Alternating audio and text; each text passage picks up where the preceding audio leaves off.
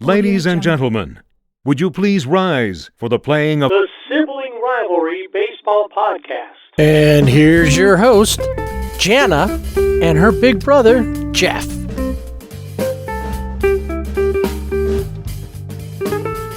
Time for yet another edition of the Sibling Rivalry Baseball Podcast. As always, it's Jana and Jeff. We're here to talk baseball with you. Ben, I don't know about you, but to me, it feels like it's been about a month since the last episode because I did a lot of stuff. Yeah, it does seem, like a month and a half. Sometimes it's like, boom, quick. It just seems like, didn't we just do a show? And we're already doing another show. But this weekend, and I know why, for me anyway, I just was wondering, was it just me? It felt like it was long? Oh, yeah, it's been a while. Feels like it's been a while. A week. It's only been a week, but yeah. All right. Check us out on social media, on Twitter, Sibling Rivalry BB without the A. And on Instagram and Facebook at Sibling Rivalry BB with the A. And do you call it still tweet it out, post it, repost, exit out? I don't know. I don't really know what to do with that. We're on X, I guess. I don't. It's confusing. We're still on Elon's platform, whatever he wants to call it. Yes. So I Elon'd it. I don't know. I think until it's like in Chicago, they change the names to certain things, like the tower. The Sears Tower is actually the Willis Tower. Mm-hmm. But people there still call it the Sears Tower. There's a couple of other things. It changed names, but they still call it. If we say baseball, we mean baseball, not anything else. Yeah, no, that's right. Baseball. Let's go to Williamsport. All right. Great times being had in Williamsport, I presume. Haven't had a chance to watch a lot of the games. Last year I got to watch more. This year, not as many, partially because I was, I've just been, when the games are on, I've been busy. And then I was gone this last weekend, which I think contributed to feeling like I had been, it's been a lot longer since the last episode. But a lot of activity. I mean, we're almost to the end of it. I know. It's crazy. So we'll talk about some of the activity, who's out, who's right there on the verge of maybe playing for the championship from both sides of the bracket. And we'll touch on the Little League Classic, especially some of the artwork, I guess you could call it, that players were using during the game. So a couple of teams that have stood out for me was, and I talked about this before, the Southeast team from Nolensville, Tennessee, Stella and the Fellas, as they call that team. Stella is like right on the verge of making history as far as females in the Little League World Series. The record for hits in the Little World Series by a girl, I guess, is 4 hits by a player from Japan. She's got 3 right now. Ooh. So she's right there on the verge, and they're playing. They're going to be playing the West on Wednesday to determine who plays the Northwest on Thursday, to determine who plays the Southwest in the semifinal to get into the championship of the Little League World Series and take on whoever comes out of the Mexico Caribbean game, and then and whoever wins from that game will play Asia Pacific for their chance to play play for the World Series championship. So, and then of course, of the 4 teams at the end, 2 of them will play in the 3rd place game, and then you'll have the 2 that are playing for the championship. Yeah, and my 2 teams that I thought, I was like, I'm going to root for them because they've never been there, and they have been eliminated. So we'll go through that. We have Cuba has been eliminated, and also one of their coaches is missing. He just left, took off. So Not. They go on walkabout. Oh no, that's Australia that does that. Yeah. So he's He somewhere. probably did. He went on walkabout to either he's looking for asylum here, or he's on his way to Canada, or Right. was he abducted? Don't know. Aliens? There might be aliens in Williamsport. The Mid-Atlantic team from Media, Pennsylvania. The Canadian team. The team I was rooting for, Fargo, the Midwest team. Australia has been eliminated. New England from Gray, Maine. The Czech Republic, that was the other team that I was rooting for. They're gone. So apparently I shouldn't root for anyone. Apparently and then not. The Great Lakes region. You're probably going to get a call from the Dodgers. Stop rooting for us. That's why we never win a World Series. Yeah, that's right. The Great Lakes team from New Albany, Ohio. So all of those teams have been eliminated. And but it's the experience, right? Being in the Little League World Series is not. I mean, I remember growing up and that you guys you playing Little League, and that's always the goal. And you get they have the all-star teams and they have that, and you get so far, but you have to make it through like your state, and well, not even just the state, but like your Little League. Then it goes to like either like a district or something like that. But you got to figure your little region of your state. Yeah, your region. And then it builds out till you're playing for the state. Right. And once you get to the state, then you got to go to the region, like the Southeast region or this whatever region, the West. Yeah, and win that. So it's a process. So just getting there, I know it's like you want to win. Everybody wants to win. But getting there is an accomplishment. So, and you're going to play at least 2 games when you get there, and maybe more depending on what happens. I mean, you look like Mexico started out playing Japan, who played by playing Cuba. They lose to Japan. Mexico goes to the loser bracket. Japan in their next game ends up in the loser bracket, and Mexico and Japan play again. This time Mexico wins and is on the verge of maybe making it into at least their bracket final. Yeah. In the international bracket. I would think so. And then on the weekend, you get the major leaguers come in, and I don't know how it works. If you get eliminated quick, do you still get to hang around so that you get to enjoy that major league, the Little League Classic game? Or once you're eliminated, is like, see ya. Yeah, go back to where you came from. I would hope so. I would think, that they would be able to enjoy that whole experience. I mean, at least through Sunday, when you get to get for that game, you get to meet the pros and all that stuff. But it's funny because they showed, I think Michael Lorenzen, who now plays for the Phillies, was there, and he was selected as one of like the ambassadors, and he's walking through the crowd, and this kid, he looks at him, he goes, "It's you," and Michael Lorenzen goes, "It's me." And he goes, and the kid goes, "Yeah, it's really you." So I don't know. Did the kid know who he was? Right. And that's what I don't know if Michael Lorenzen, he thought, does he know who I am? Or does confusing Michael me? Lorenzen going, who am I? Right. Yeah. It was just a funny exchange. It's you. That's hilarious. It's me. It's really you. So the Nationals and the Phillies, they showed up to Williamsport. And had the Phillies team went out and were in the stands to root for the Mid-Atlantic team from Pennsylvania. And so that's cool. Didn't they ride on the bus over to Bowman Field with the Phillies? I think they did, yeah.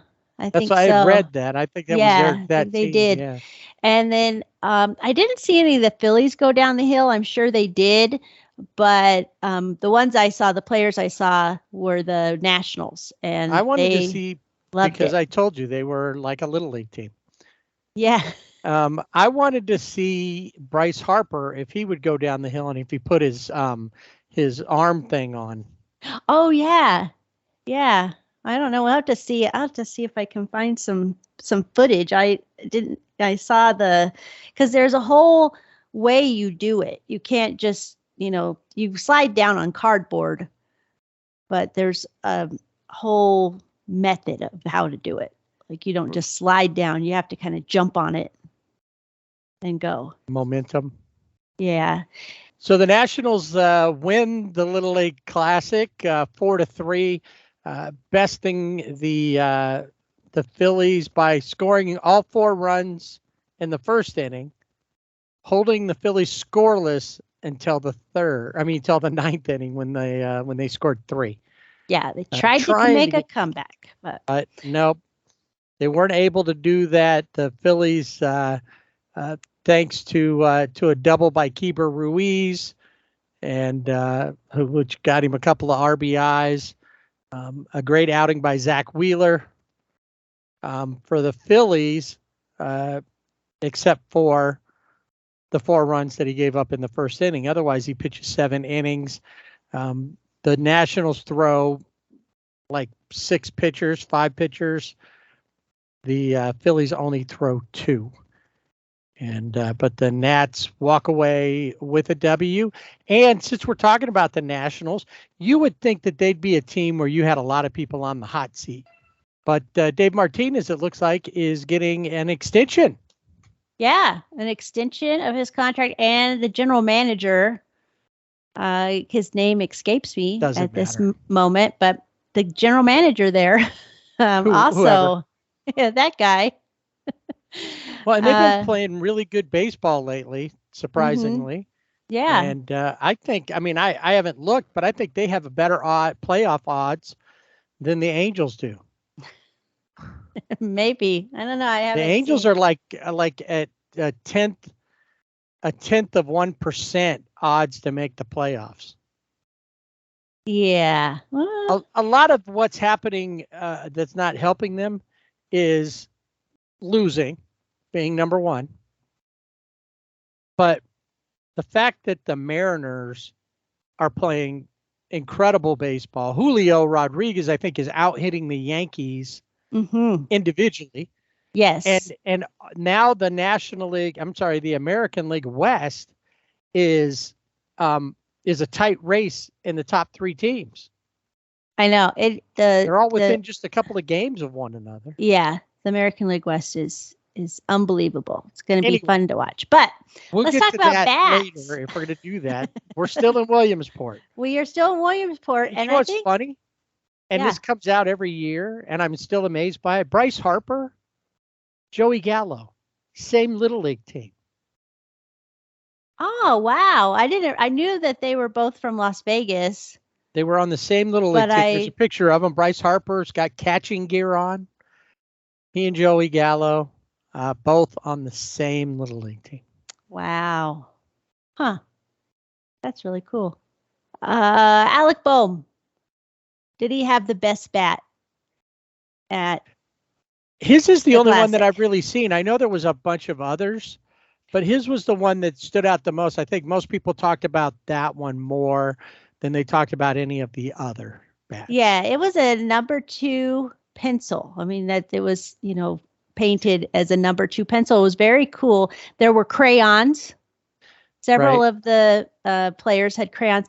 And then Bryce Harper just went with the Philly Fanatics bat. Which is always his thing.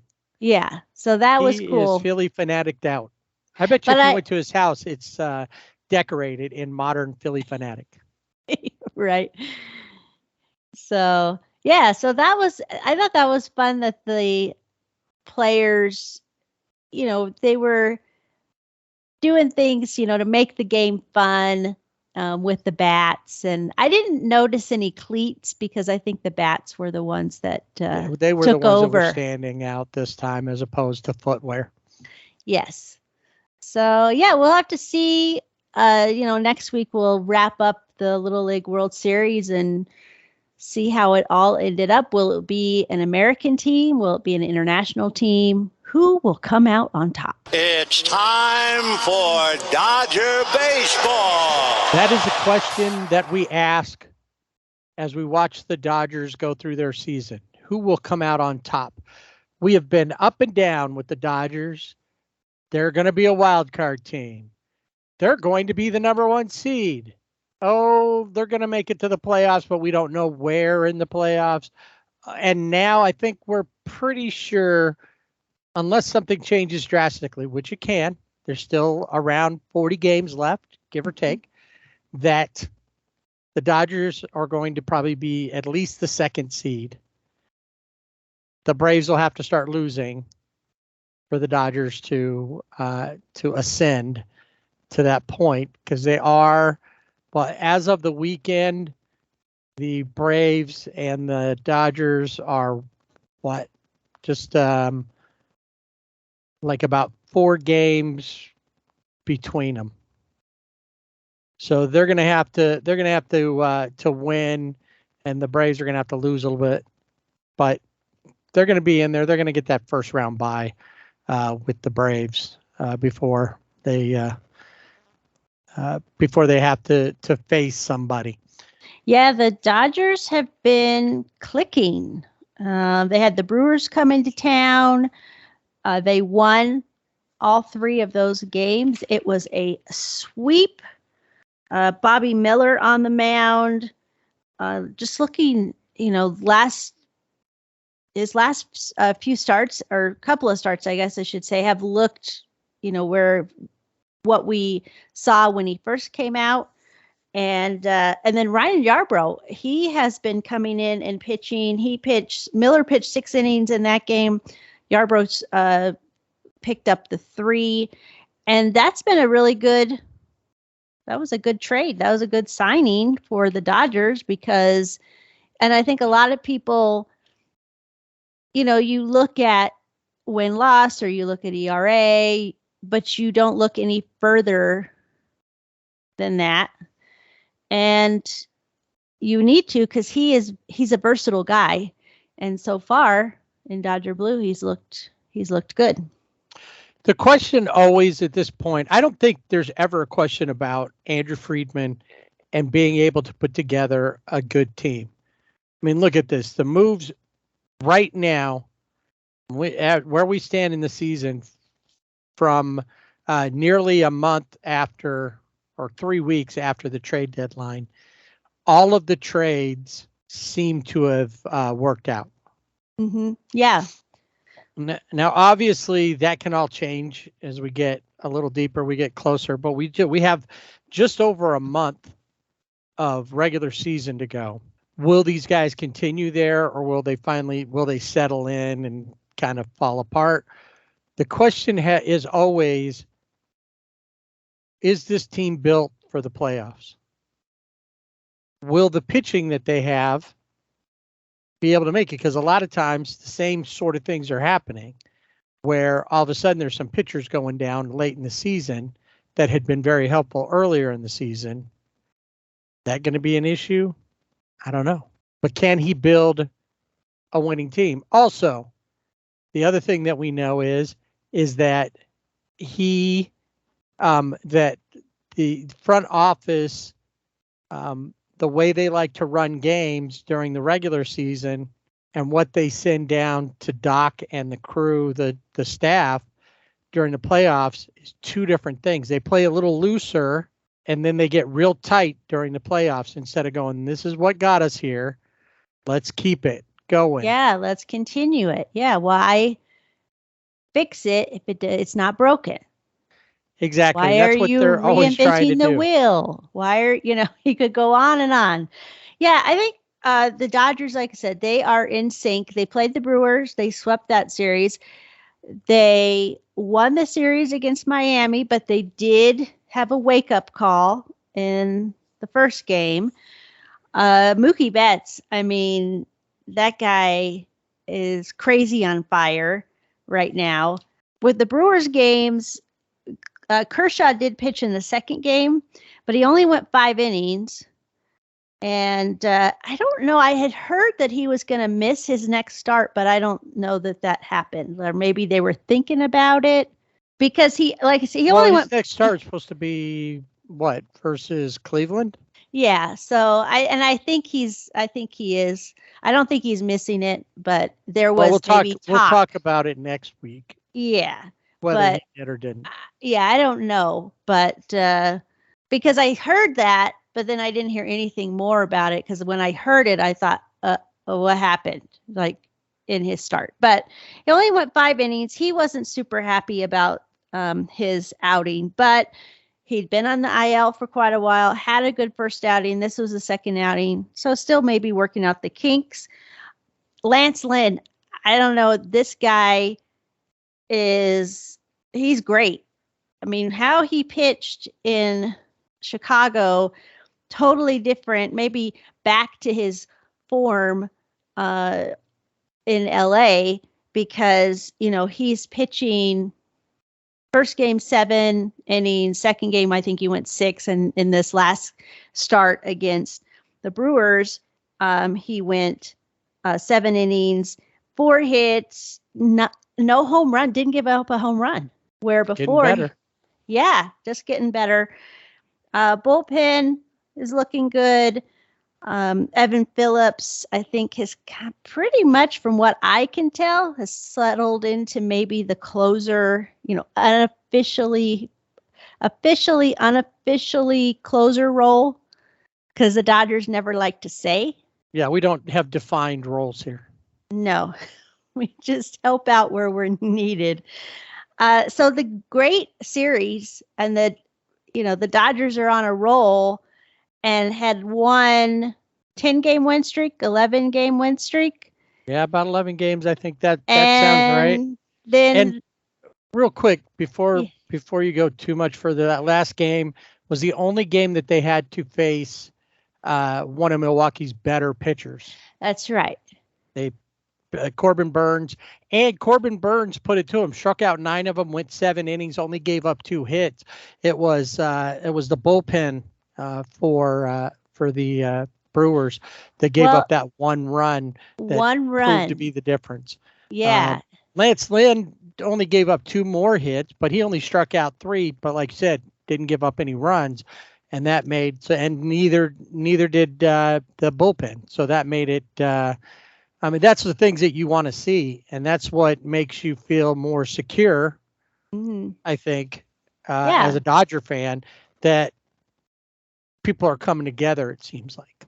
Yeah, I think that they seem like they're in sync and with each other. Now, that game 3 was awesome because it was 1-0. There was 1 RBI. And that was the courtesy of the home run of Austin Barnes. And I was watching the game, and you couldn't quite tell. It's like, it looks like it's going, and it went out. And I was like, yes, cuz he did it, because he's having a rough year. He knows he's having a rough year. The guys in the dugout know he's having a rough year, but they were super excited for him. And he hadn't hit a home run since September 20th, 2022. That's a long time. Yep.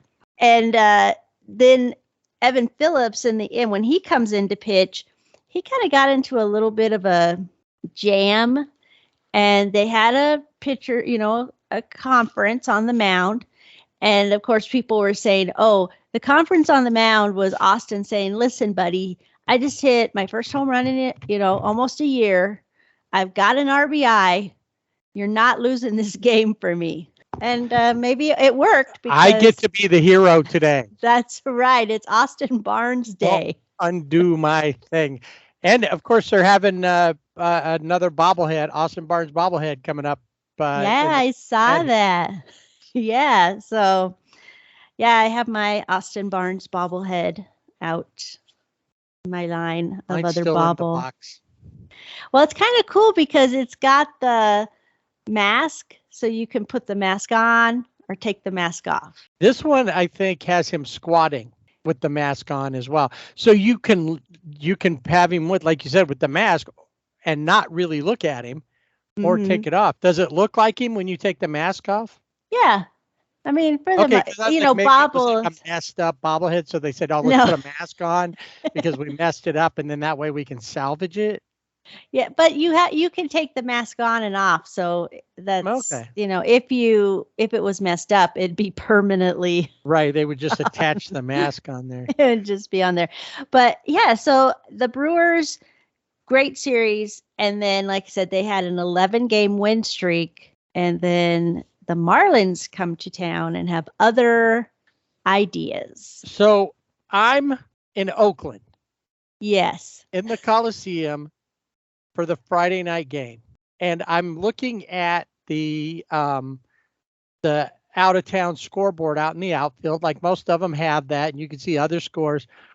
And I'm kind of looking and I see, oh, there's the Angels and the Tampa Bay Rays, and see what their scores are. I mean, everybody. And I look over, and at the time I see it, it says, I think it was like second inning, 1-1. So I don't think anything of it.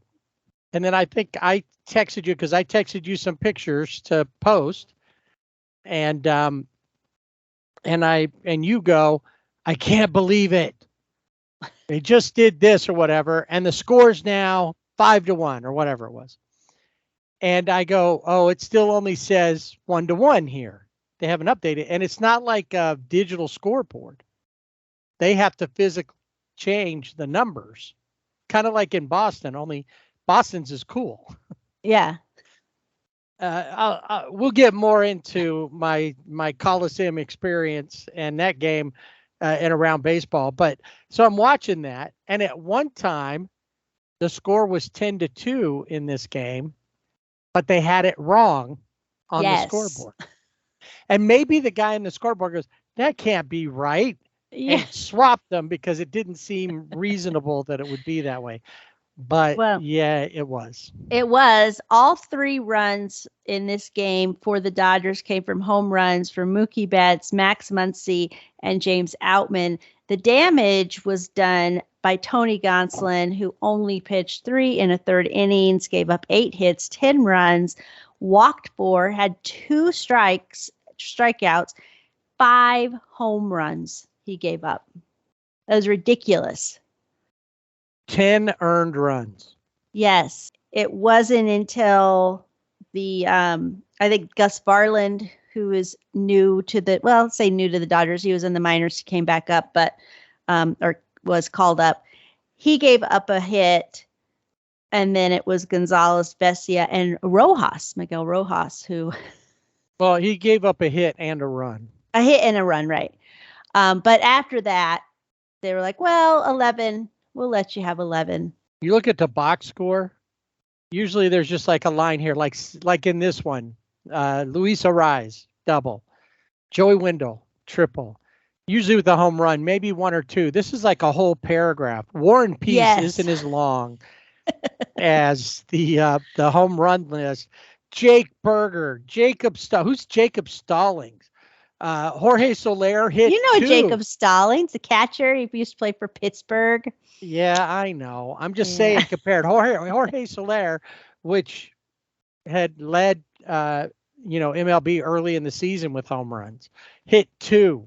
Jake Berger, who was a White Sox, now with the Marlins, he hit his, which I think he hit him off of the Dodgers. I think he had 1 or 2 off the Dodgers when they played the White Sox. Yeah, probably. And I think it was in this game that Oral Hershiser, Joe Davis were doing the announcing. And I want to say it was Jacob Stallings, but it might have been another player that, hadn't hit a home run in a while. And Oral Hershiser says, he could take a page from, Austin Barnes' book, from the game last night where, the other game where he got his first home run of the season. And guess what? The guy hit a home So why run. is he like saying things like that about the other team? Come on, I Ole. don't know. I know. I thought, really? What are you doing here? I know you're a nice guy, but don't be not that nice. So No. the Dodgers get shellacked 11-3. They end their win streak. That's okay. Yeah, because they just started another one. That's it. I mean, they weren't going to go on a 45-game win streak and No. end up with, with 120 wins or something like that. Right. They were just, they just decided, okay, that's good. We'll just start a new one on Saturday. Yeah. Now, for the teams that were playing at home in Southern California, had San Diego, the Angels, I almost said Anaheim Angels, but the Angels and then the Dodgers. They were all playing at home, and you all were visited by Hillary. That's the other thing that made it a longer Oh, weekend. that's true, because you had anticipation, what's going on. Well, and honestly, I think the biggest part of this storm was that there'd never been one. Well, there had been. The last time there'd been one was like 1939. When you get up closer to up the coast from Mexico into California, our water is kind of cold compared south of it where it all starts. It's like 85, 90-degree weather in some places. You're closer to the equator. As you get up closer, the water's not warm enough to sustain a hurricane. By the time that it got up and hit landfall in Baja, it went from a Category 4 to a Category 2. It was only a tropical storm by the time it got here. Now, the thing is, we don't get rain this time of year. Right. You have like zero precipitation. Right. And so that was the bigger thing, was that it'd been so dry. You do have areas that were affected by fires over the last year or so. There was issues that you were worried about that, but we'd had all this rain over the winter, so we weren't really sure. And of course, but nobody knows what to expect, and so they're pointing out worst case scenario for the Sunday game. Now, what they did makes sense because it did rain where I'm at, and I'm only probably about 10 miles from Dodger Stadium. It started raining around 7 o'clock in the morning. It was supposed to start at 4, but it slowed down. Started raining around 7 o'clock, and then it rained all day long. And we got, I think the most rain in this time frame in August that the area had ever seen was around an inch of rain, just over a long period. Like the month of August, it seemed maybe an inch of rain.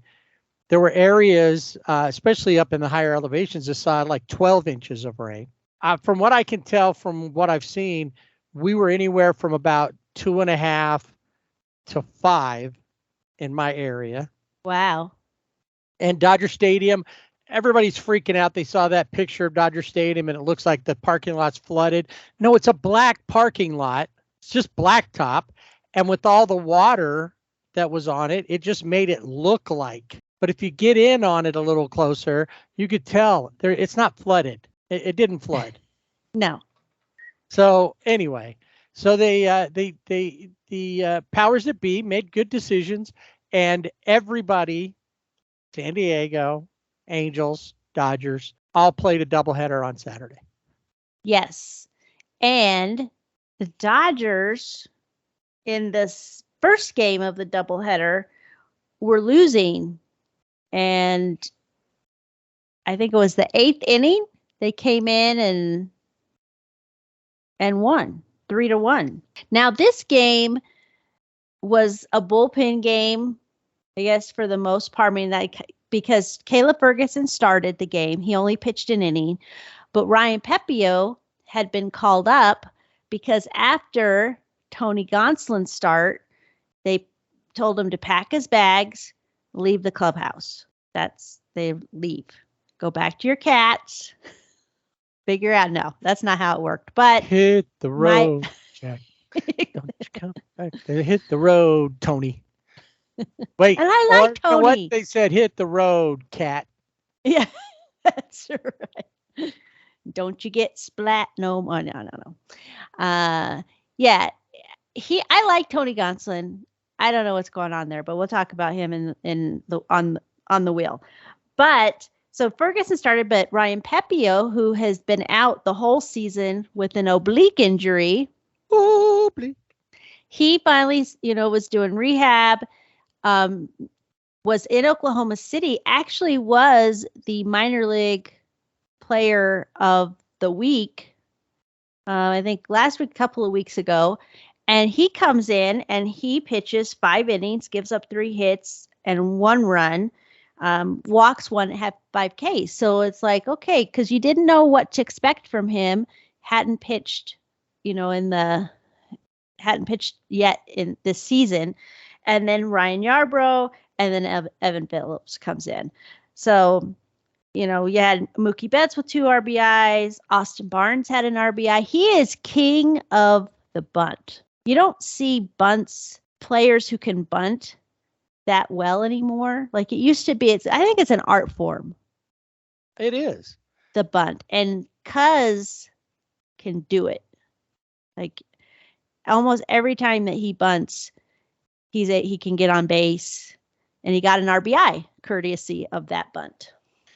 Yeah, there are very few. Kid out of Cincinnati can bunt really well. I'll have to remember his name. It's a bunt.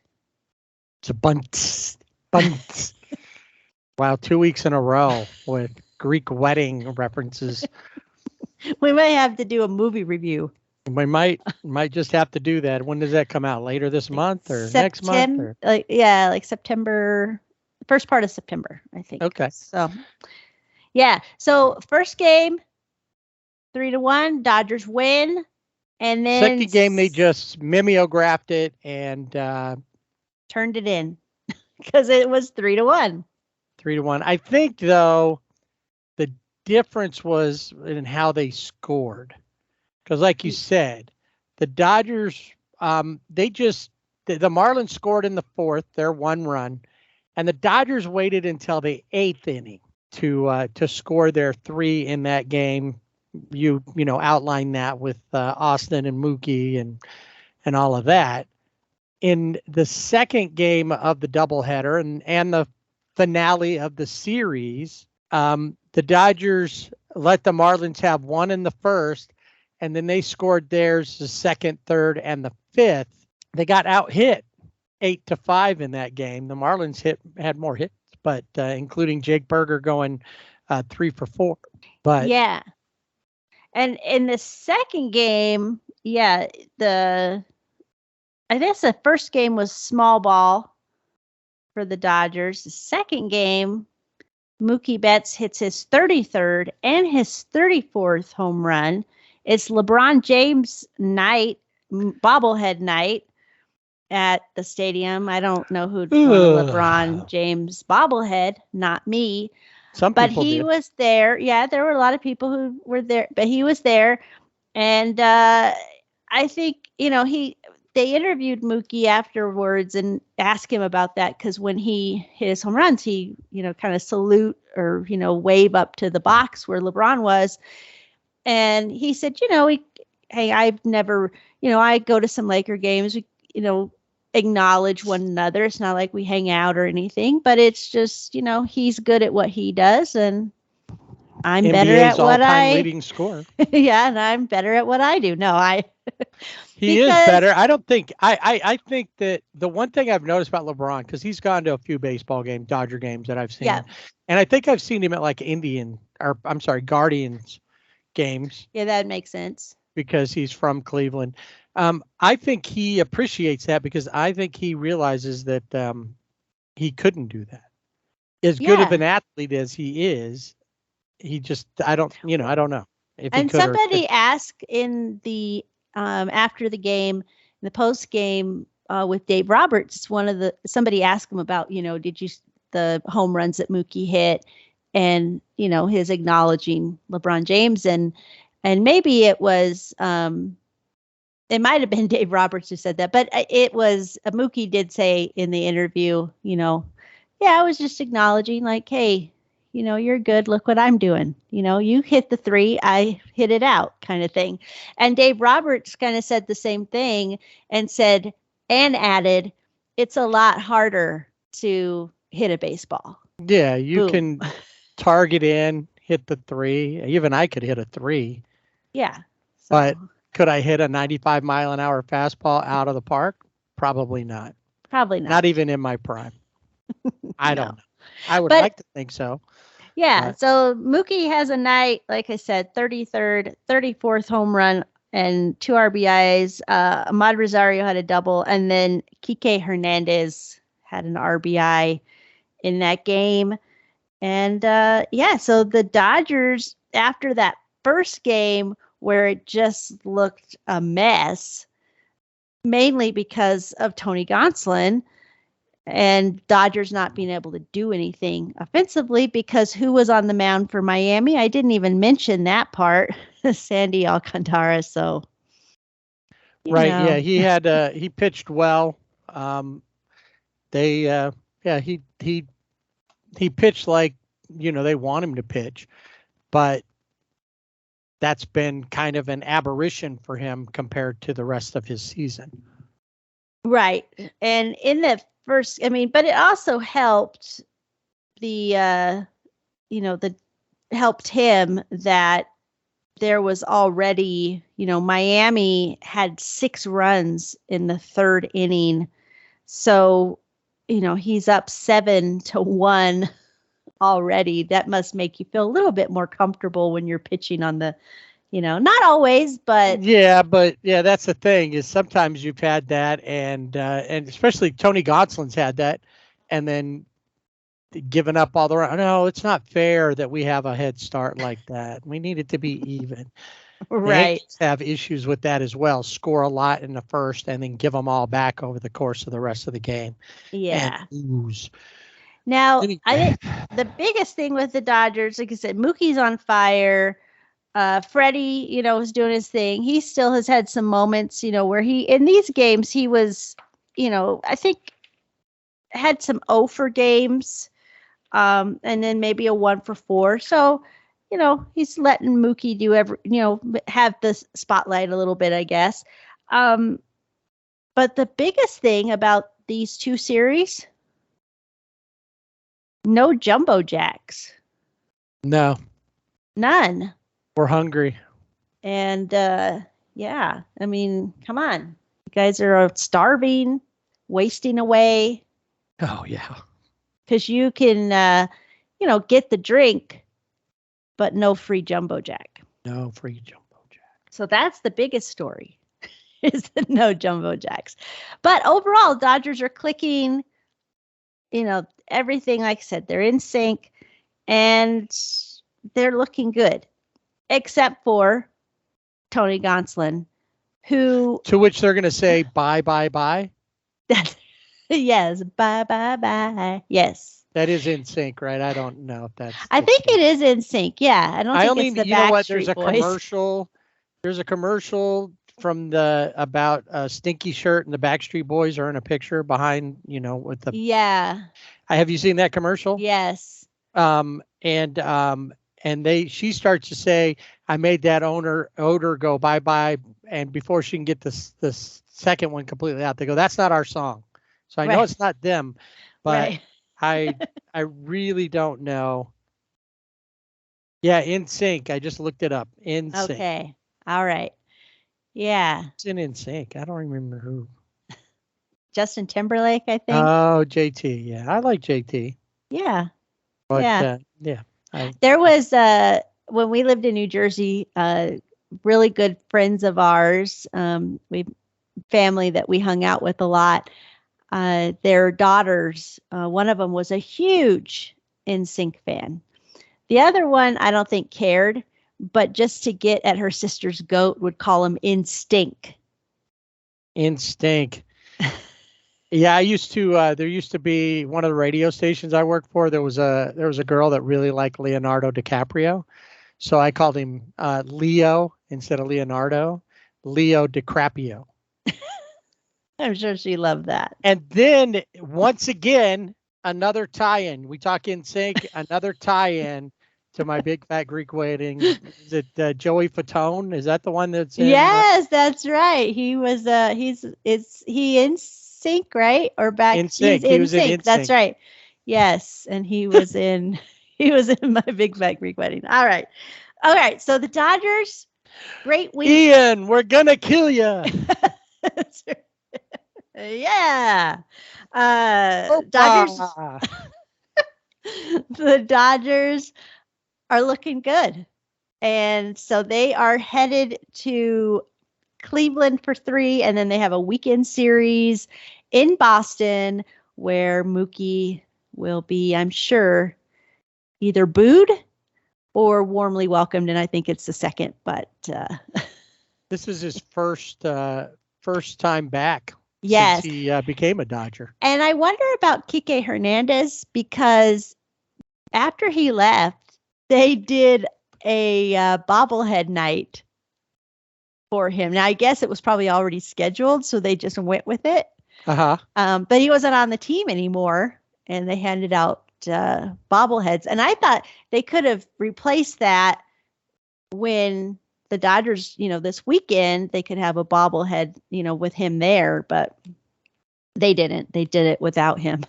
So that's all right. So so the Dodgers, Cleveland, they've got Boston. They're on their road trip. And do you have a player of the week? I'm going to give it to Lance Lynn. Okay. I mean, he pitched. He didn't pitch spectacularly, but he has been pitching well enough to help save the bullpen at times. He's not giving up a lot of runs. He's added some stability to it overall. So I like that pick. I thought about Lance Lynn, but I thought I need to give this to Cuz.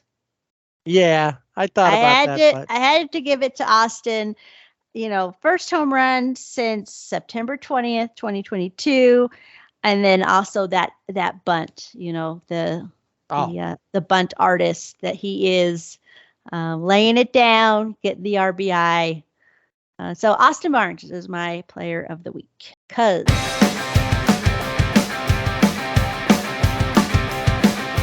When last we checked in on the Angels, our lovable losers, I don't even know if they're that lovable, but losers nonetheless lately, they were somewhere deep in the heart of Texas. And in the heart of Texas. On a road trip between Houston and Arlington to take on the first place Rangers. They had a good game to leave Houston, high note to leave Houston on, heading up to take on the Rangers with Patrick Sandoval on the mound, going against Senor Dead Arm himself, Max Scherzer. But remember, Dead Arm only applies to the postseason. That's right. You don't really see it. In fact, I don't think we've ever seen that appearance during the regular season. And if it has, very brief. Yes. Yeah. Yeah. I don't know if you really need to talk about the first game. I can tell you that 11 Angels were struck out by Max Scherzer. Yes. 12 total in the game. Yeah. And I think he is those 11, in addition to some, his other next start, has helped propel him to like number 11 all time in strikeouts. Right. And great pitching by Eduardo Escobar for the Angels. Does give up a run, but it was an unearned run, so his ERA stays at 0. Yes. Unlike that's important. Patrick Sandoval, Griffin Canning, and Aaron Loop all gave up, 5, 4, and 2 in that order. And then, of course, the 1. It was just ugly. 12-0. The Rangers show why they are one of the best teams in baseball this year, and why the guys out in, I think it's center field area, were out there with their "Come to Texas" when Shohei came up. And not that anybody thinks that's going to happen, but. Well, yeah, and Mike Moustakas, he's the only one that had a hit. And that's what I was thinking, too, is because just the other day we were talking about, or there was a thing when I think when Lorenzen no hit, his no-hitter was who hasn't been, what's the longest amount of time since somebody's been no-hit? And the Angels have not been no-hit in over 3,000 games. Yeah. And they almost lost that status. Almost. If not for Moose. Not for me. Yeah, he got the one hit. I think it was just a single, but hey, kept that streak alive. He did. He kept the Angels from being no hit. Like, listen, we may not win this game, but we're not going to get no hit. That's right. Not happening. So, and they also had to take it from a guy who is now coming up in a distant second when you talk AL MVP. I know that Tiny thinks that Tucker should be involved in that, but this guy actually should be, and that's Marcus Semien, should be in the conversation. 5 RBIs in that game. It's just ugly. Yeah. And to be quite frank, it doesn't really get prettier as the time goes. I mean, they're the more hits. One, two. They had 8, 6, 7. Yeah, 8 hit, 1 home run. But they wasn't had, great. Randall Grichuk homer, but even then, they lose the middle game 7-3.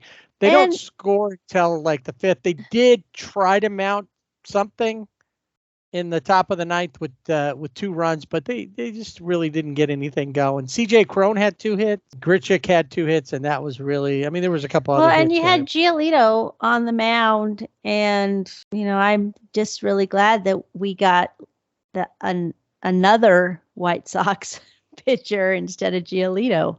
Yeah, Giolito, once again, not a great outing. Did throw 6 innings. Yeah. He's thrown a good amount of innings. The problem is just they're giving up a lot of runs. And, there's just not, it's, I don't even know what to say about it. They took on Jordan Montgomery in this one, former Cardinal, they just picked up, the Rangers just picked up at the trade deadline. And that would be it. Again, Corey Seager with a home run. Marcus Semien with a triple. So they just, what else can we say?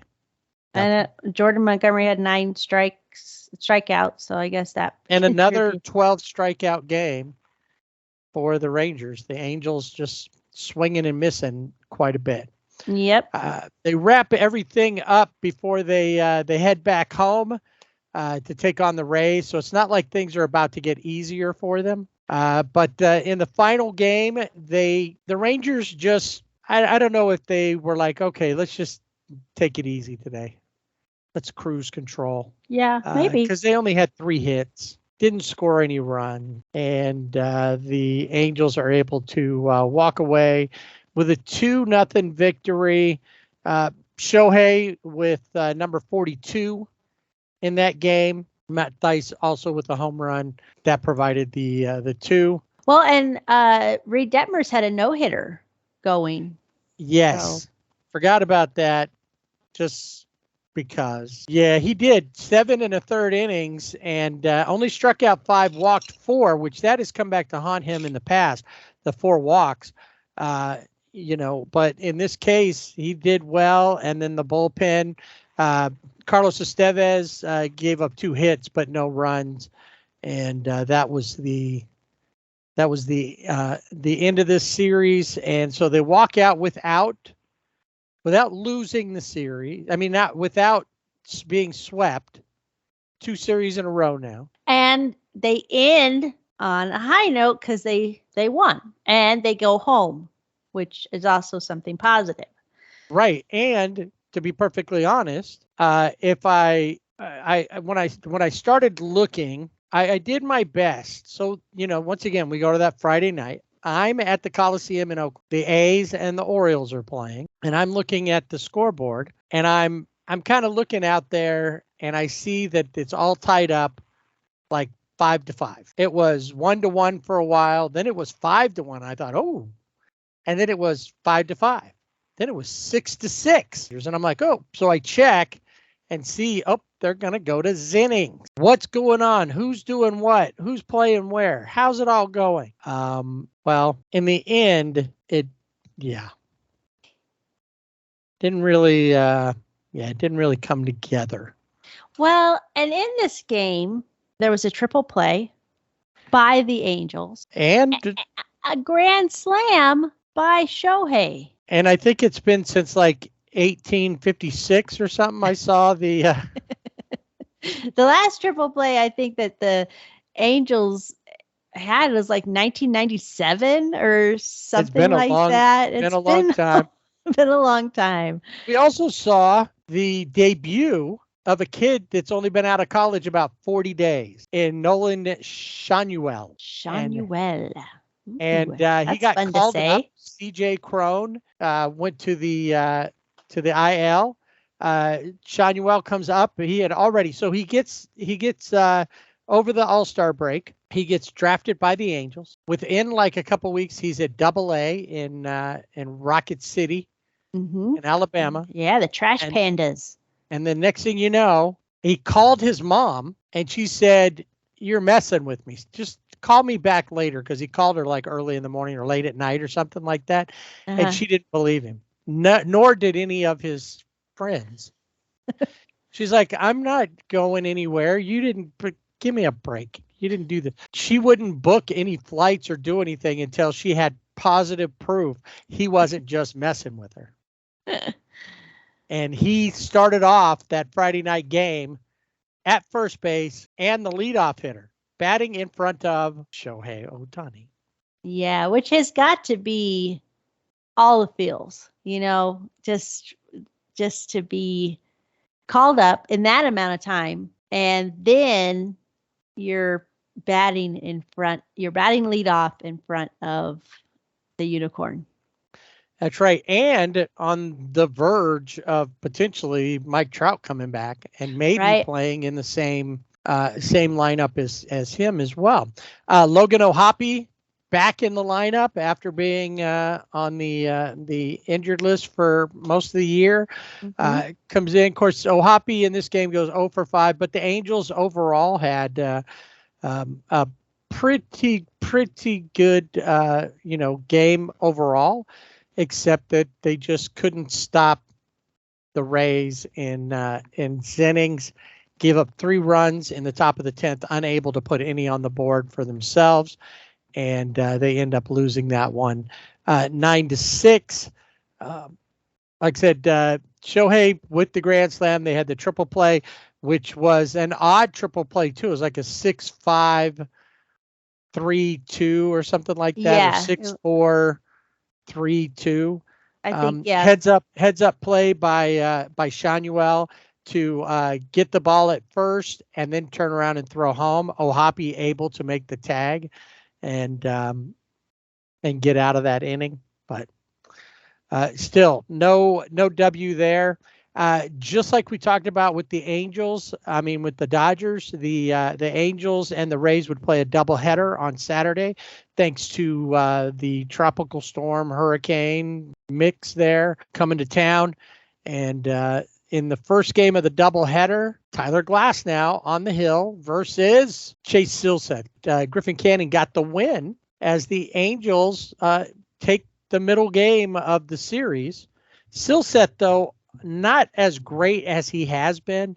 Goes 3 2/3, gives up 5 runs, only strikes out 4, gives up 2 home runs, and one to Josh Lau, and the other one to Rene Pinto.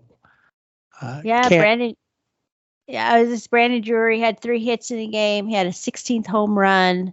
Yeah, so the Angels are able to hold on to win 7-6 in the early game. Yeah. But when it came time to play the evening game, I guess they figured whatever they had done earlier was enough. And actually, it was an error that kind of got what happened started. Jordan Adams, who got called up, has been playing center field, not really having the call up. He kind of had a Joe Adele type call up. Oh, yeah. Not really. He didn't hit while he was up. 2 errors in the same game. And his error led to a big inning And let's just look at this. All of the starters for the Rays had at least one hit. There were 1, 2, 3, 4, 5, 6 multiple hit games, including Harold Ramirez, the DH, going 4 for 6. Arozarena 3 for 6. Paredes 3 for 6. Basabe 3 for 5. That's not bad, standing in for Wander Franco. Having a great game like that. Home runs from Arozarena and Paredes and Jose Siri. It's just 18-4 was the ending. Brandon Drury, once again, 1 for 4 with a 3-run home run. Hunter Renfroe also with a home run. Shohei with a double, but that really was it. Only 4 2/3 for Sandoval, who gave up 6 runs on that. Now, only 2 of them were earned, so a lot of that came off of that error that allowed people to get on. Jaime Barria, 9 runs given up. Everybody gave up a run, and unfortunately for Eduardo Escobar, his ERA went from 0 to 4.5. Because he gave up a run in his 1 inning. So over 2 innings pitched, he's got a 4.5 ERA. Yeah, the Rays in this game, fell 1 run shy of their club record. They had their highest scoring game since July 14th, 2018, and they racked up 20 hits for the 11th time in franchise history, their most since July 12th, of 2019. And like you said, everybody pretty much on the Rays played a part in this game. Yeah, they did. There was only one guy who didn't get a hit, and that was Jonathan Aranda, who took over for Yandy Diaz, the All-Star, who was only 2 for 4. So they're like, you're just not really helping. He didn't get any hits. Aranda didn't, but Yandy Diaz did. So anyway, that would be the ending to it, and the Angels would fall to 61-64. They continue to lose ground. As of the weekend, when we look at the standings, as of Sunday, they're 11.5 games back of Texas, with Houston and Seattle at that point just a half game apiece apart, and then Seattle being 3 games behind Texas. But the thing is how are they playing this week? Those guys are all playing. Those 3 teams are all playing well enough. Houston, Seattle, especially. So who knows what's going to happen? I think the only thing that we know for sure is that the A's are not about to turn anything around, but the Angels look like they're going to be joining them soon. Mathematically, they're still in both races. I'm pretty sure they're not going to win the West. And then because of where this particular weekend, we look at the wild card. While they're still up in the top 3, thanks to the slumping Yankees, teams that have a spot right now: Tampa Bay, the Asterix, Seattle, Toronto's a half game out, Boston's 3 games out, and then the Angels are 8.5 games out. And like I said, the only reason that they're where they're at is because the Yankees are helping them by losing. And the Yankees, which had been above 500 for a while, are now under 500 as of the weekend. So they went all in, and you got to appreciate that. And I think that was Artie's doing more than Perry's doing, was that we're going to make a run with Shohei. We're not going to trade him. So right. we better act like we're trying to do something here. Rumor is that sometime here by the end of August, a extension offer will be made to try to avoid Shohei going out onto the main market. But with numbers as high as 800 million being bandied around right now as his true value, I don't think that even if Shohei were to come back to the Angels, which I'm beginning to feel by how he's been around, like in the dugout and stuff, that this isn't going to be, he's not staying. I just a feeling. Right. Yeah, I have seen, I mean, he always is, usually when he's in the dugout, you know, he hangs out smiling, seems to be, you know, but lately I haven't. When he's not pitching, he leaves the dugout in between at bats. You'll see him. He disappears down the stairs. Yeah. I don't know where he's going in regards to, does he go back? You know, I'm not sure what the setup behind the dugout is, but I don't think he's going all the way back to the clubhouse.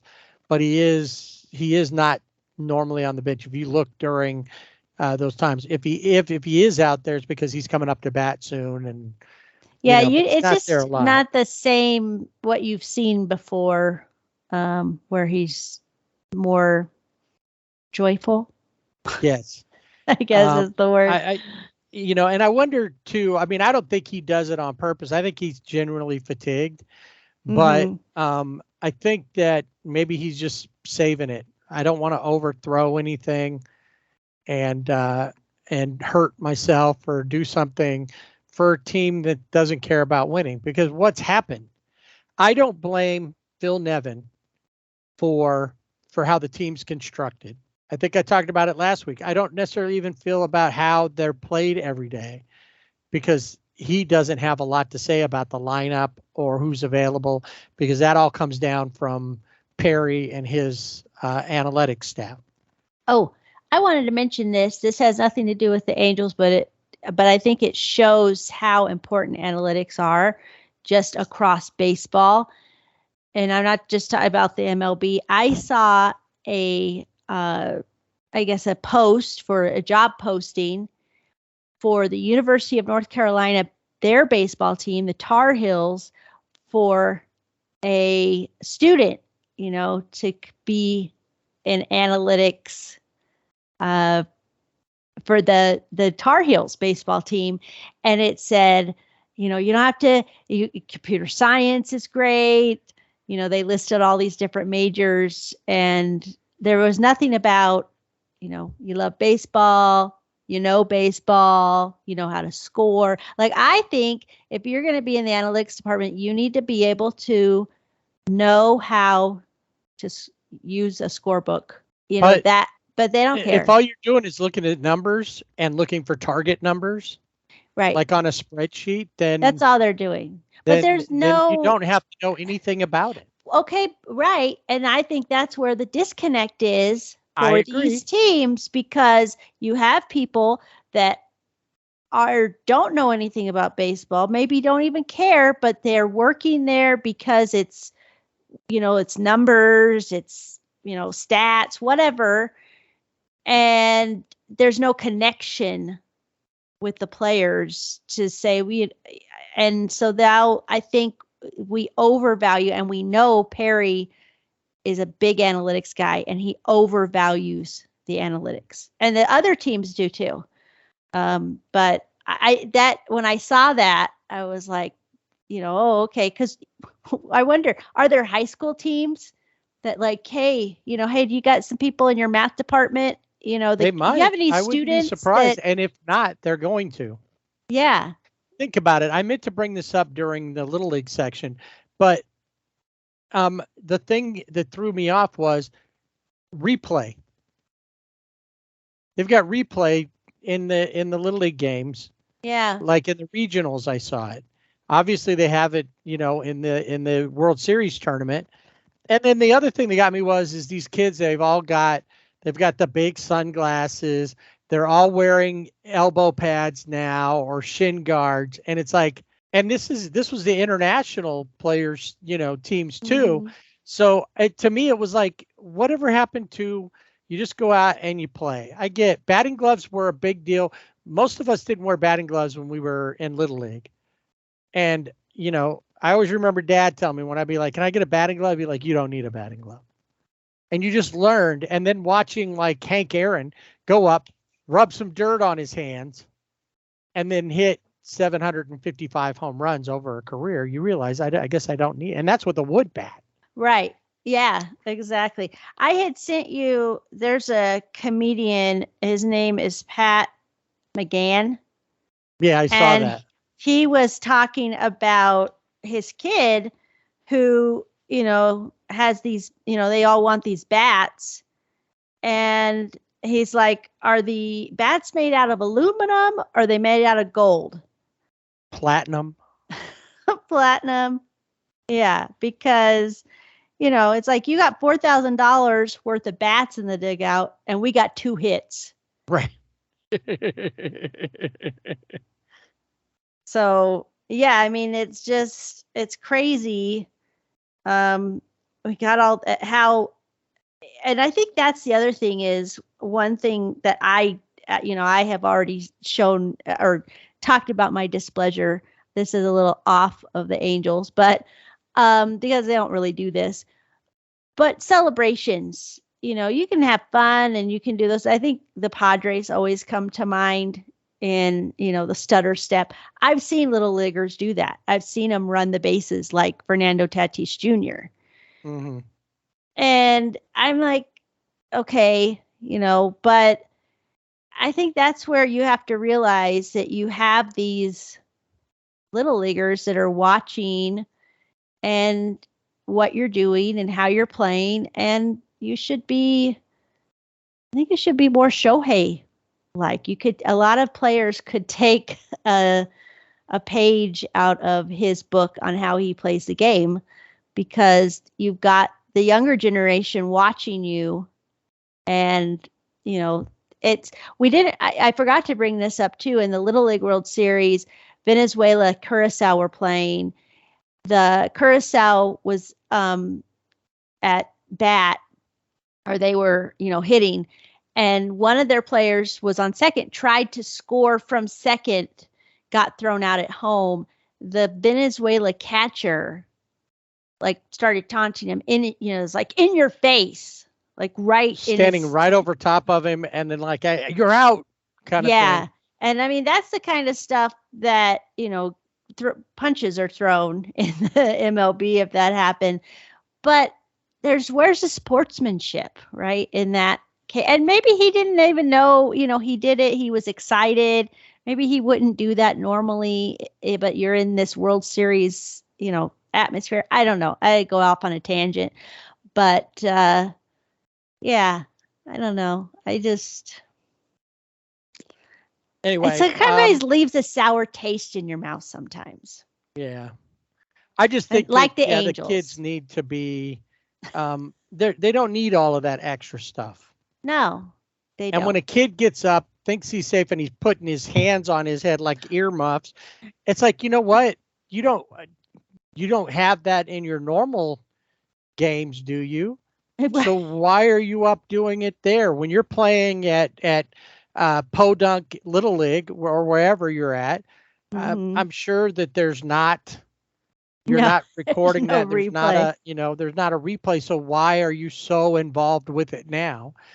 Yeah, I don't like that. Little things like that are that game, they want to be major leaguers, but that's the part of the game where that's not even part of the game in my mind. No, and you want to be, of course, you want to play in the big leagues, but having the big sunglasses, having the batting gloves, elbow pads, shin guard, whatever, that's not how you get into the MLB. That's well, not, you can look like it, but you can look like it. I can go do that. I can look like Daniel Vogelbach right now. You could be a poser. I could be a hoser. One thing to mention too, Shohei Ohtani. So like I said, I think he's on his way out the door, and he's just finishing things up. His grand slam, That was his second of his major league career. Both grand slams hit in Angel Stadium. Both of them against the Rays. Oh, wow. I didn't know that. That's quite a stat. He hit one last year in May when Tampa Bay was in town, and then this year. It did surprise me that he only had that it was only his second. Yeah, I thought maybe he'd have a little bit more. One complete game, one shutout. Yes. All because of that. The Angels will welcome in the Reds to finish up their homestand. Ellie De La Cruz and Joey Votto in town, along with the other talented rookies that the Reds have. And the Reds are playing for a playoff spot, a wild card spot. So where are they at in everything? They are a game out of the wild card as of this past Sunday, along with Arizona, both in the same spot, looking for that last spot to grab it from either the Cubs or the Giants, who are only a half game up at that point. And then they're going to hit the road to play a team that conceivably they should be able to beat. Yeah, the Daniel Vogelbach and the Mets. That's right, led by Daniel Vogelbach. That's right. And he always looks like he's going to steal a base, but he's never stolen a base. Ever. No. He always looks like it.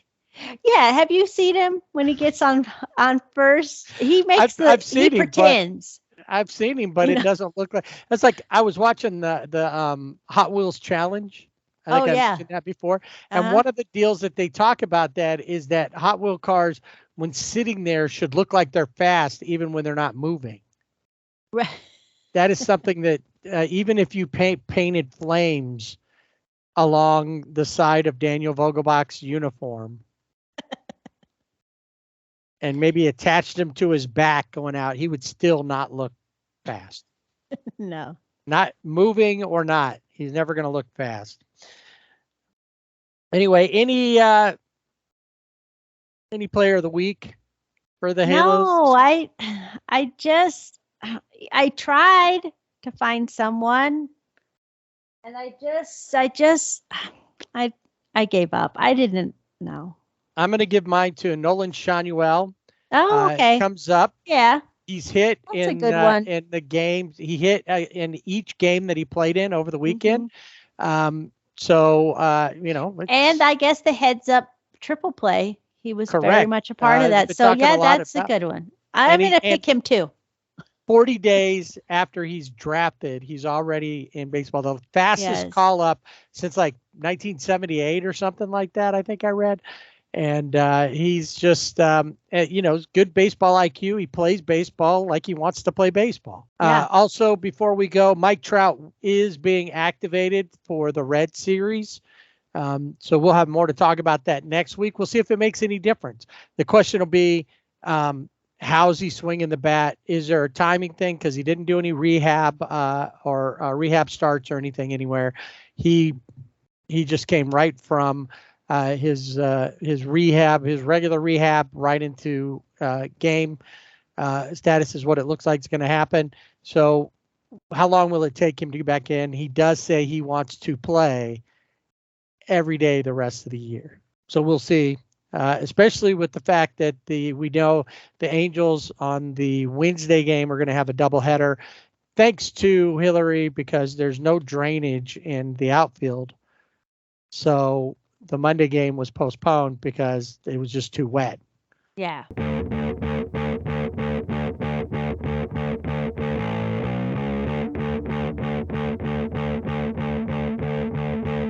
All right, Jenny, you ready to get into the new updated bullpen cart here? See what I did? I put the lift kit on it, got the big monster truck tires. Oh, yeah.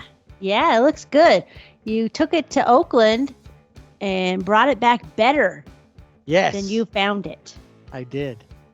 So let's take a turbocharged monster bullpen cart ride around baseball. And as always, we started off with the MLB Players of the Week. No surprise here. American League Player of the Week, Julio Rodriguez. I mean, 21 for 37, so 568 batting average across 7 games. 17 of those hits came across the Mariners games on Wednesday, Thursday, Friday, and Saturday. And he had 17 hits by himself in those 4 games. The Yankees, as a collective, had 17 hits as a team. So just, over a 4-game span, right? Over a 4-game span. Right. And his 17 hits that he had broke the American League National League record for most hits in a 4-game span, surpassing the previous record of 16 hits by Milt Stock of the Brooklyn Robins in 1925. I was going to say, what'd you say, Brooklyn Robins? You're like, uh-oh, we're going way back. What is the deal? There's not like any great stats anymore where it's been since George Brett did it in 1978. No. There is another since Pete Rose did it in 1981. Yeah. It's like all of them are, like we kind of alluded to with the stat, the Angel stat, the first time a grand slam and a triple play was in the same game that the team lost in, was, like said, 1856 Albuquerque string beans is what somebody X'd and posted on there. And they, of course, at that point, there was no organized baseball. And Albuquerque was still not a city of the United States. Thus, it would have been in the Mexican League. Yes, it would have been. Yeah. And why would they call them the string beans? Yeah, it wouldn't have. Yeah. Yeah. No. Anyway. Yeah. So, along with 21 hits, because that's what he ended up with. He had 2 home runs, 4 doubles. He also stole 6 bases, scored 7 runs. He had an OPS of 1.417. He missed tying the American League National League record of 19 hits in a 5-game span by 1. His 18 hits over a 5-game span are tied for second since at least 1901. And this is his 3rd career player of the week and his 2nd this year. Now, for the National League Player of the Week, we go to Atlanta. Judias Verdes. That's what they would have been. Yes, the green beans, right? But it'd have to be the string beans. I mean, the string beans, right? Not green beans, string beans. Yeah. So, Frijoles verde. Green beans? I don't know. Yeah. The National League Player of the Week is Eddie Rosario. Kind of thinking about his playoffs where he had that when the Braves won the World Series and he was like MVP. He was 11 for 21 this week with a 524 batting average, 3 home runs, 10 RBIs. His big moment came when he went 4 for 4 against the Giants with a go-ahead 2-out home run in the 8th off of the Submariner Tyler Rogers. Is it Submariner? Submariner? Probably Submariner because he's a submarine type pitcher, so I would change it. Yeah. A Submariner is what? Not a really good mariner. Right, you're sub. Or somebody that they put in for Julio. Yes. Yeah. It's a Submariner. He walked 3 times. He scored 6 runs during a week, and he raised his batting average 16 points in this last week. This is his 2nd career player of the week honor. The last time he won was in 2017, not 1917, 2017. Well, I mean, MLB was around in 1917, but maybe they weren't doing players of the week back then. Yeah, probably not. People didn't really care about it like they do now. No, I don't think so. So Julio and Eddie. So I sent you a post of Tony La Russa. Yes. And I looked at it. I looked at it again. I said, no way. That's I thought it was him. Bill Clinton at first. Yeah, right. With the hair. white hair and the way, because Bill Clinton looks aged, like more than he should, I think. Right. But, yeah. So now Tony's back in the White Sox organization because they had a shakeup with the White Sox. Jerry Reinsdorf, the owner, decided that a couple guys needed to move. Yeah.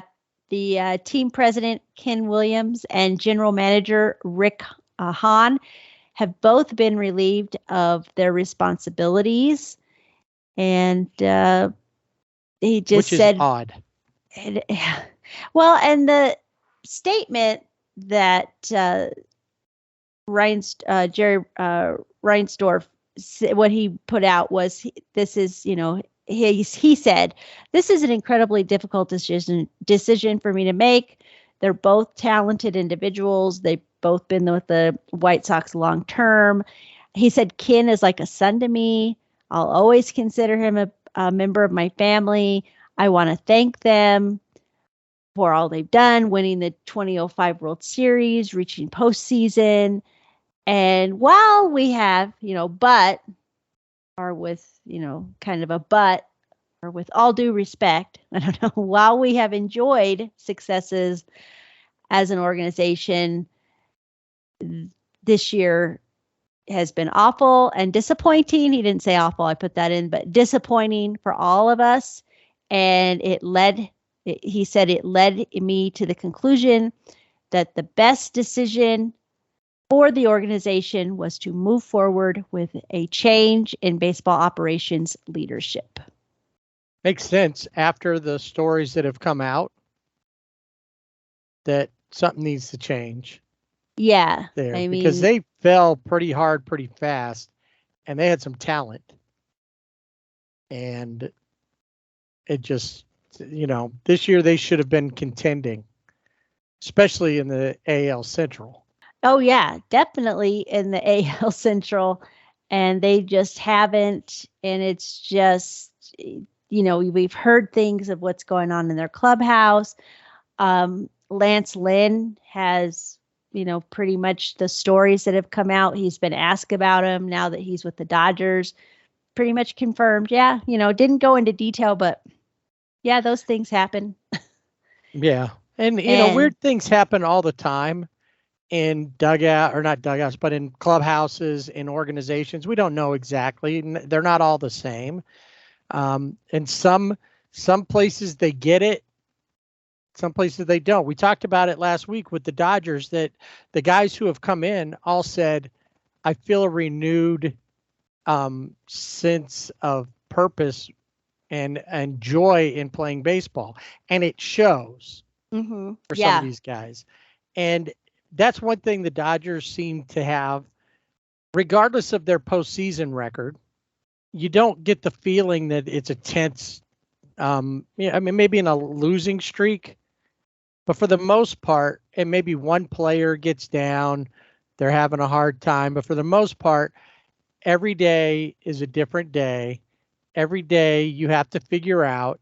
And I'm trying to remember who said this, but they were talking about that with the Dodgers the other day on a program I was watching or listening to, and it's every day. It's not about the being part of the puzzle for the whole season. It's about being a part of the puzzle for that game. Why is it that, say, Jason Hayward was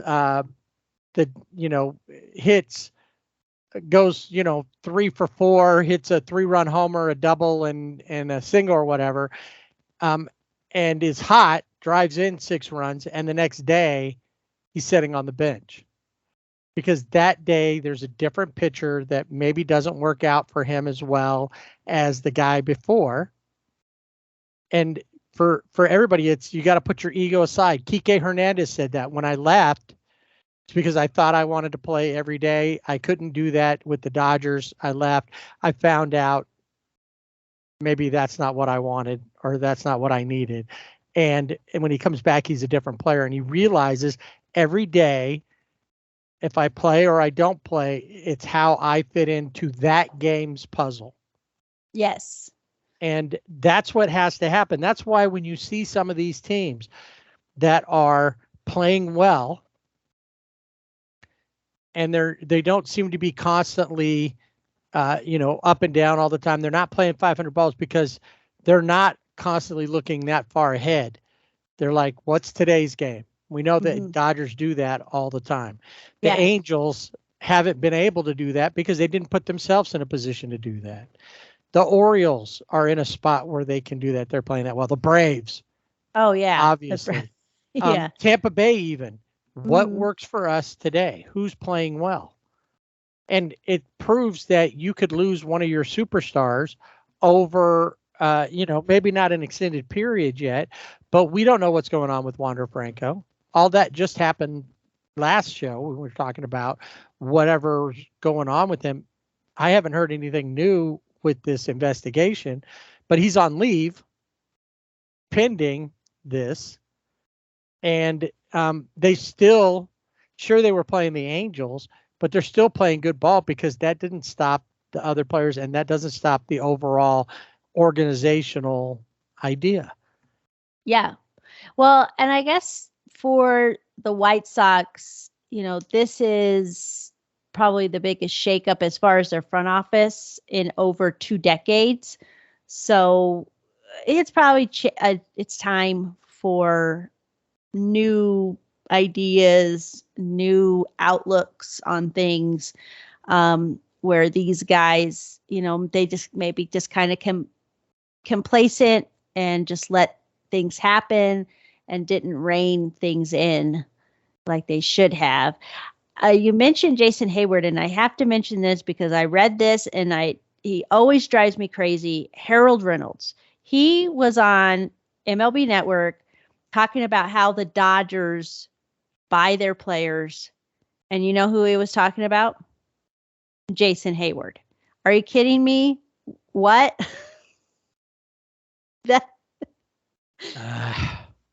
I don't know. Harold hardly ever says anything that makes any sense. No, it doesn't. But it just made me, I thought, really? But he says it with authority. Yeah, he does. And it's like, yeah, the Dodgers, they buy their players. Look at Jason Hayward. What Jason Hayward signed, a 1-year deal, Right. A 1-year deal, and didn't, and not even for a lot of money. No. So, yeah. Anyway, speaking of Wander Franco, he was on the restricted list, and now he is on, as you say, he's on leave. He's on administrative leave, and we'll see how that plays out, because with Trevor Bauer, when he was placed on administrative leave, every Friday he's back on leave, and he was on, for almost a year or something like that. So yeah, they're still doing an investigation. Now, while you're on administrative leave, you continue to get paid.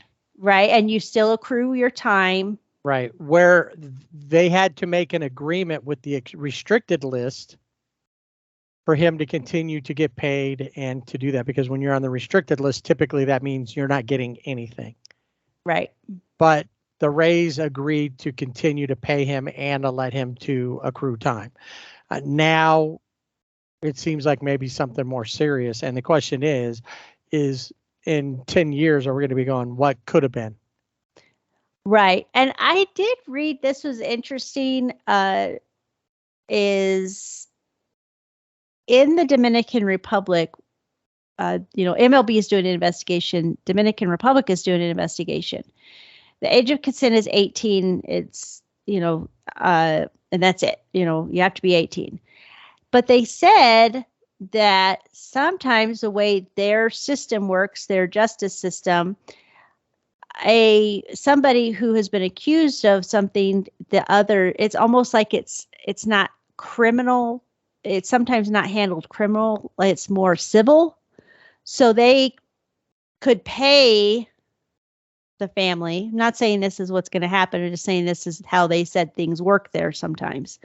Pay the family and the family will say, yes, okay, yeah, we're good with that.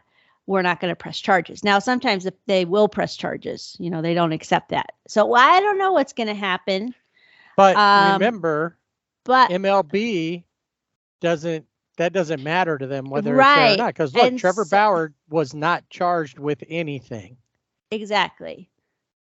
Right. And so that's why I was bringing that up. So even if something like that scenario happened, it doesn't mean that Wander Franco's going to be back in, if what comes out, which what seems like what's coming out is, not good. But we'll wait and see, because everybody is, it probably will be, whenever he was placed on administrative leave, he's still on administrative, and he will be until this is all hashed out.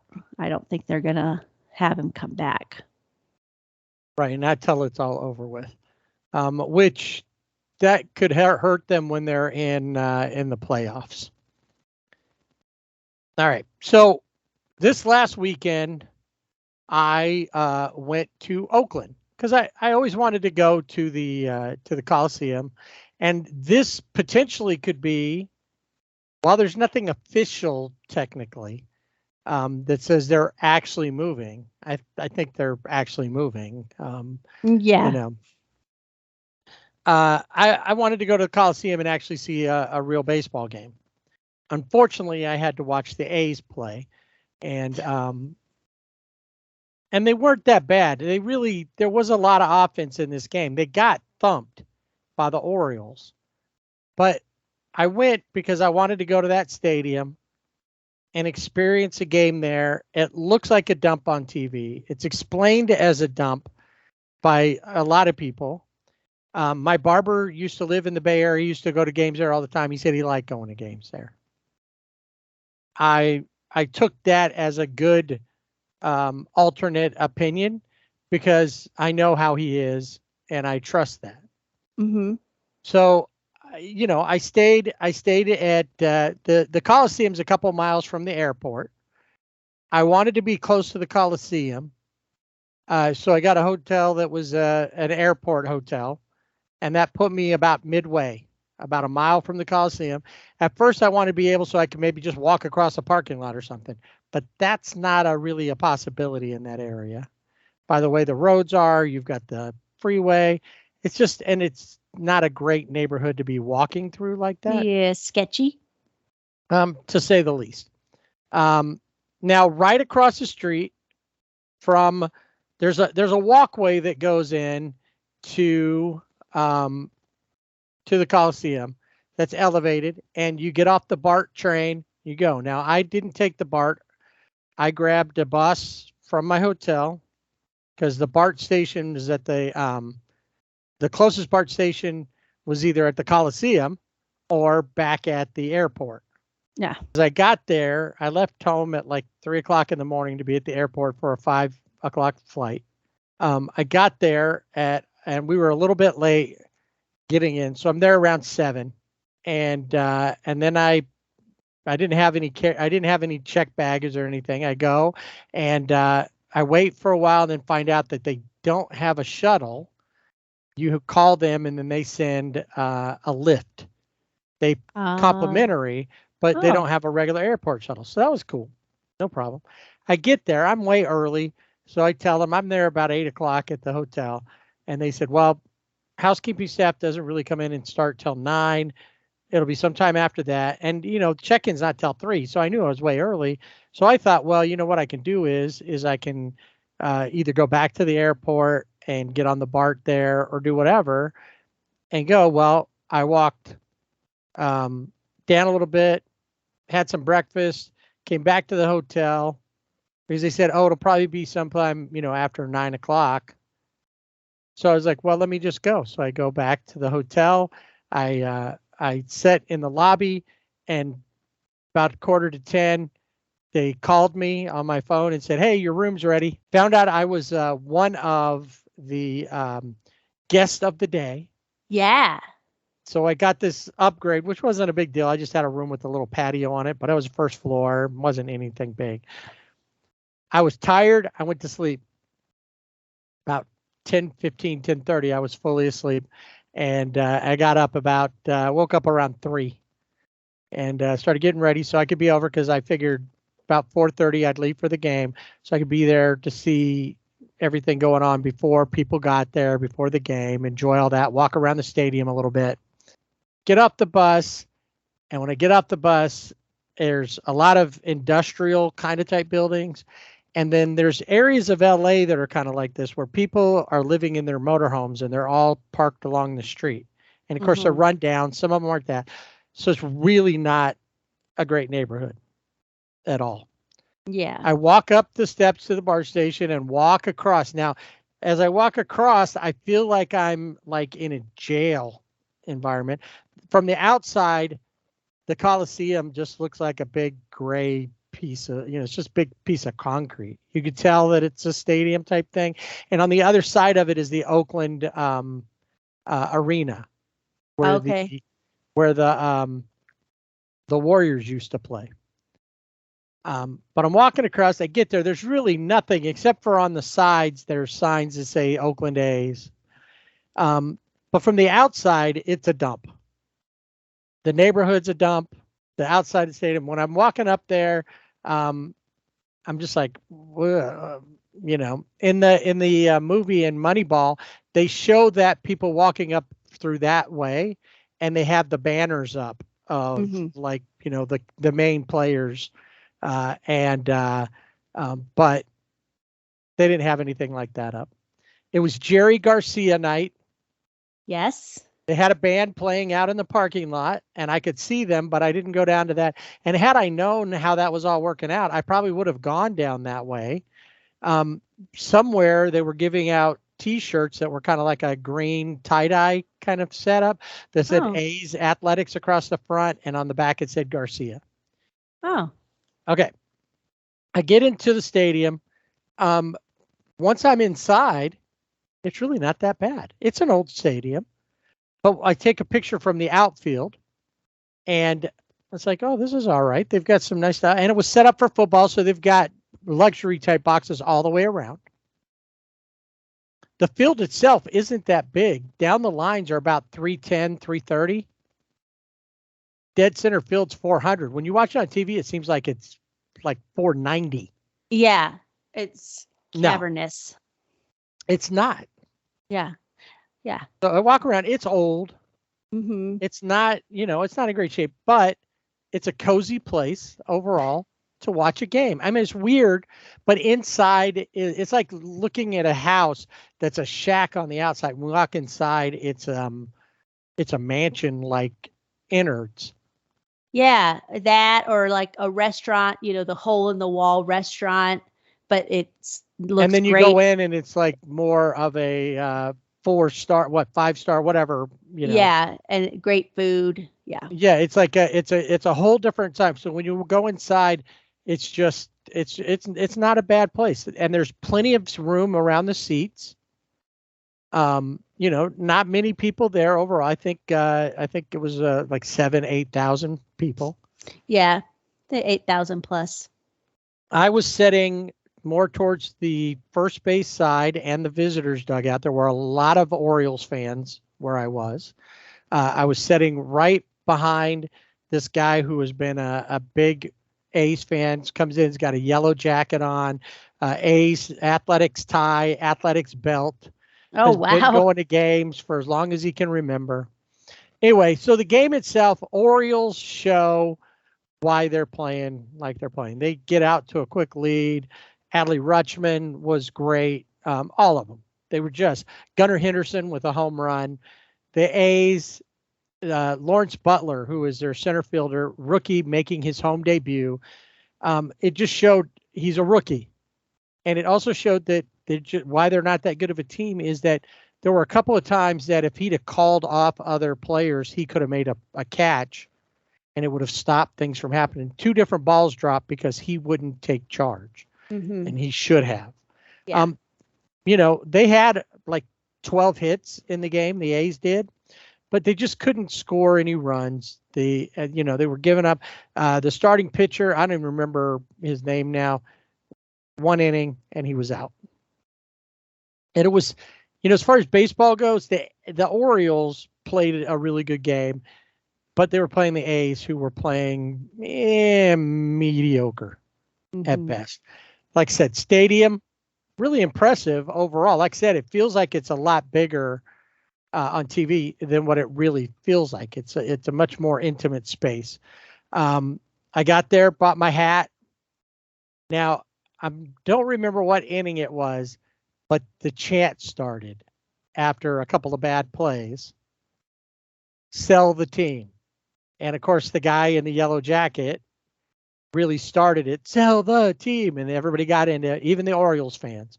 Sell the team. Sell the team. And I didn't participate in that, but I understood why they felt that way. Sure. This is a town. Here's what I got. I get in there. I go to my seat. They had great hot dogs, better than Dodger Stadium. Dodger dogs, since they changed from Farmer John. Yeah. Whatever they're using up there, they were much better. Plump hot dogs, they were great. They only sell bottled soda so you're not getting like a A's souvenir cup with a soda. I could have got one if I'd have had a beer. A red Solo cup. Where are they? Not even. Yeah, no. That's what we should have been. I should have been asking. I didn't meet. Nobody came up and asked me. The lady at the concession stand did ask me. She saw me in my shirt. Asked me about it. I told her. She wrote it down. Said she was going to listen. Awesome. We'll see. Yeah. Or we won't see. Maybe we won't even know. We won't know. I don't know. Probably not. But anyway, the game overall, I didn't feel like I was in a bad place. Yes, they need a new series. They need new owners. But the reason they don't have a new stadium isn't necessarily Steve Fisher's fault. The city of Oakland has been against this for many, many years. Right. And we talked about that on an earlier episode. I mean, this goes back to, I think, 2001, where people really started talking about a new stadium somewhere else. And it hasn't happened because it's always been voted down by the city council or whatever they have there. The mayors are not, it's Jerry Brown, when he was the mayor of Oakland, was against it. And then they tried to even consider moving to San Jose, but the Giants claim that as part of their market. They do have the Giants have a single A club, the San Jose Giants, down there. They've talked about other places that they could do this. It's just not working out. And so now that they've called it, so we're going to go to Vegas then with MLB's blessing. Mm-hmm. The problem is that if you're an A's fan, it's not going to get better in Vegas other than you'll have a better place to watch. But they're planning on a third of every game. At least 9,000, 10,000 people every game are going to be from out of town. Now that works with a football team because it's once a week. People will go to the weekend, not to see the Raiders, because from what I understand, the Raiders are kind of a yawn to the people in Vegas don't care.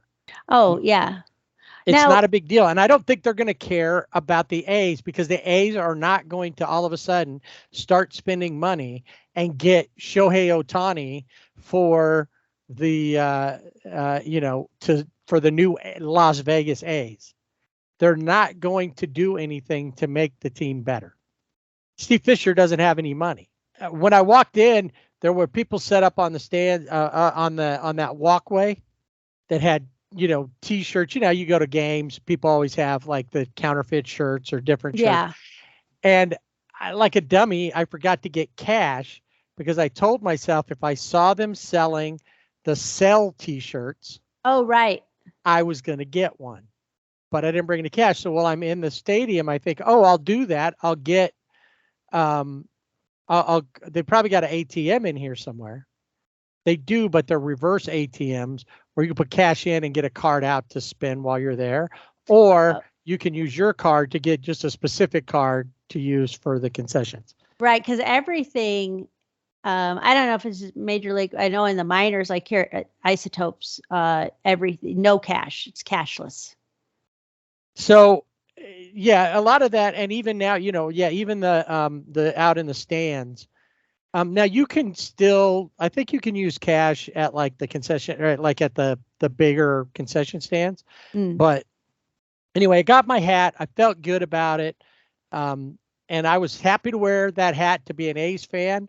And like I said, I didn't go with sell the team, but it made me think teams that need to be sold, the A's to be sold, whether they go to Vegas, whether they stay in Oakland, they need to be sold so that they can put a better product on the field. When I went there, I'm in the seats.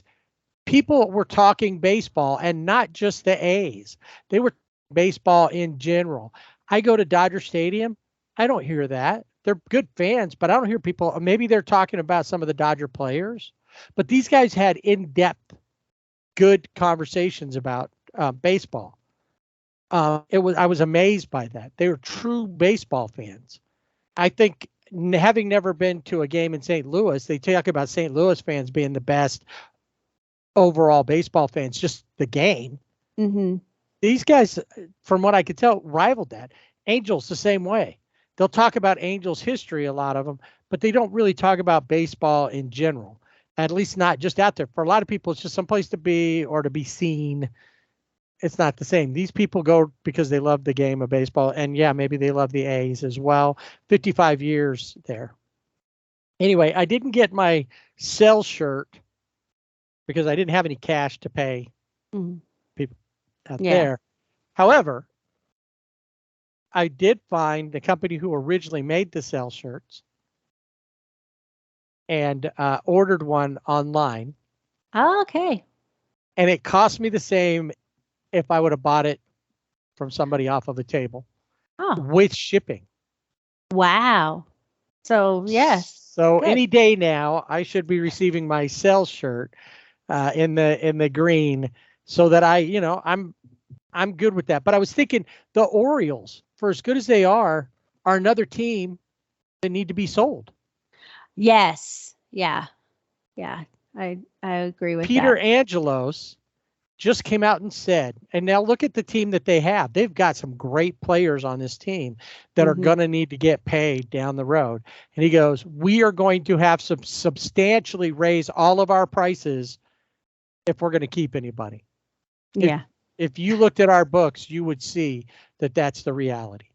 And at that point, I realized here's two teams playing each other going in different directions, but they have the same stupidity in ownership. Yeah. And the Orioles have all the support like the A's do, and their owners, the owner doesn't want to do anything in either place. Obviously, we know the Angels need to be sold. Yes. I think the White Sox might need a change in ownership as well. Reinsdorf's been there a long time. Yeah. I mean, maybe we'll see what happens with him, with the shakeup that he made. But, if it continues, but I think it, and even the Yankees maybe should be, the Steinbrenner, they're not going to sell, but no, but maybe they're another team that really looks like that. We don't talk about any of the other teams that are down. We don't hear bad things necessarily. They're getting a new stadium in Kansas City. So the areas want them to be there. It's just Oakland who seems to have an issue with that. Tampa Bay is a great team, but they draw nothing as well. Nothing. And they had that idea of playing half the season in Montreal, half the season in Florida, like the snowbird kind of thing. I kind of feel like Oakland, when the A's move, Oakland should be considered for an expansion team if they can get the Oakland city government to agree on building a new stadium wherever, whether it be the one spot, and it always eludes me the name of the area, but that they want to build the waterfront stadium. The waterfront, yeah. Well, and the Las Vegas Aviators are the AAA team of the A's. So if you're a AAA and you get called up, you just go across town or wherever, proximity, right? And the reason that I picked this year to go up there is that there's a lot of talk that the A's will probably not play there. They have one more year next year, but if they're already a lame duck team, you figure they don't get a lot of attendance now. Right. Imagine what it's going to be like when they trade off a couple of their better players that they can get something for. They're supposedly thinking about moving and starting to play down in Vegas next season. Rumor still, but that they'll play with a couple of modifications at the Aviators Park, and they'll just share the facility. Yeah. Until the new stadium is ready. Yeah, well, and that new stadium isn't supposed to be ready till 2028. And right now it's planned as a 30,000 seat stadium with a retractable roof, which makes sense because you're in Vegas. Well, at least they got the retractable roof, because when they started, there wasn't going to be a retractable roof. It was going to be an open air stadium at 120 degrees. Yeah, that would be crazy. Nobody, you'd die out there. They have skeletons in the outfield sitting there because they had a heat stroke. Yeah. We were in Vegas in October, and the Raiders were home and they were playing the Broncos, and the Raiders won. I think it was the second game that they had won of the season. And the Raiders fans that were there, I'm sure that they were from out of town, at least the ones we saw in the casinos, we were staying at the Luxor, and they were so obnoxious. Oh, like the worst. And I think they were probably from Oakland or LA. Right. And that's why I'm saying that's who we saw, because they were in the hotel and then we saw them, but specifically it's right easy there for in your weekend, face. Not on a Wednesday night in the middle of summer, to be in Vegas to go see, unless you happen to be doing that during your summer. But imagine September, when everybody's back at school or work, because a lot of people don't go places, at that point. Even if they're winning, are 30,000 or so Las Vegasans you're not gonna get 10,000 a night to cover that. There's just no way. So I really think that we need to probably find another area to put on these broken teams on the wheel. Oh,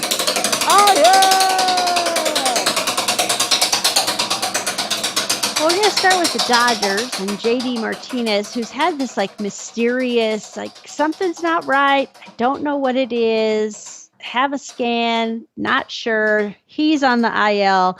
He's scheduled to be out probably 2 to 3 weeks with a groin injury. Has he been hanging out with Anthony Rendon? He might have been. And if he is, that's not good for the Dodgers. That's right. Just stop it. Tony Gonsolin, I mentioned, he has been dealing now. He says he's been pitching this whole season with an arm issue. Now, it says he's on the IL, 15-day IL with forearm inflammation. But there also probably is elbow involved, and he will not be back. He's out for the rest of the season. He's on the 15-day right now, but the Dodgers have said they told the Cat Man he's out for the season. Yeah. Yeah. Mentioned Wander Franco. So it's a small wheel, but we do have, it's isolated, administrative leave wheel. It's isolated because we don't know if there's truth to what he's doing. We want to make sure he doesn't have access to anyone else. Right. Tim Hill, the San Diego left-handed pitcher, always looks like they called him from the stands to pitch. His hat's always cockeyed, it's always skewed, and I don't know how much he weighs, but his uniform is always really baggy. You know what I'm talking about? It's got like kind of curly red hair. Yeah. Anyway, he has a sprained left ring finger and is on the 15-day IL. Joe Musgrove may start throwing this week. He's still on the IL, but he has right shoulder capsule inflammation. That just sounds not even good. Doesn't even sound real. No, but that's what he has. And and that's Johnny Cueto, who, yes, still is pitching, but not now because he is on the IL. He's on the 15-day IL. He was pitching, but now he's not. And that's it. So that's a very short list of IL, but also consider all of the guys that are still. Yeah, there's a lot of guys who are still on there that don't seem to be coming off anytime. And a lot of guys, maybe I should do this next week. How many guys have been moved? How many players have been moved to the 60-day IL? Right, that seems to be a trend right now. Hey, just to go back for a second, I do recommend anybody going, if you get a chance to go to the Coliseum, go. It's a cool place to see a game. All of the history that's in there, the championships, and they've had a lot of championships, especially the early 70s teams, the 1989 team, the Earthquake series. There's it's a cool stadium. The race that they have in the bottom of or between innings in the 6th inning with Henderson, Raleigh Fingers, and Eckersley. Dennis Eckersley, they run from left field around to right field. That was kind of fun. They do a good job. You know what? Wait, a couple of things. It was Jerry Garcia night. They played 3 songs that had Jerry Garcia in them. They were all Grateful Dead songs. Right. I would think it would have been all night. They'd have been because it's number 2. Jerry The Garcia public night. address announcer was pretty good when you could hear her. Oh. And then they had like a reporter that goes around the stadium doing the little bits, the race, anything. Who are you picking on this dot race or trivia? And you could hardly ever hear her. Oh. So there's issues like that may just be stadium issues, that the sound system needs to be upgraded or what. Yeah, and that seems to be maybe the culprit. It makes sense. And then on my way home, so I get ready to go back. I was only there overnight. On Saturday, when I'm getting ready to go, I get everything packed in, and I look over, and the A's hat is sitting on the table there in the room. And I looked in my bag, and I didn't have any room to really set it in there. But I felt weird wearing it home. It was like, this is a one-night thing. I'm an A's fan today. I like the coloring, the yellow and the green like that. It's iconic. Nobody else has that. Yes. But when I got home, I still had it on. When I finally got back to my car, I took it off, set it in the seat as I drove. Like really fast, throw it. I was like, it's in my collection now. And if I ever went back, I'd be happy to see another game there. If I lived up there, I would happily be an A's fan. Because I figured if I ever left this area and moved somewhere else, with the exception of having to move to like Houston or San Francisco, probably, maybe New York, but I could be a fan of a team. I don't think I could be a Tampa Bay fan either. I just don't see that. But I could go to their games and root them on, unless they're playing my team. Mm-hmm. Sure. And that's what I like. That's why when I go to other stadiums, I don't want to go. That's why it was okay that I missed the games in Arizona and wasn't able to make that trip because they were playing the Dodgers. Right. And at that point, I can't root for the home team.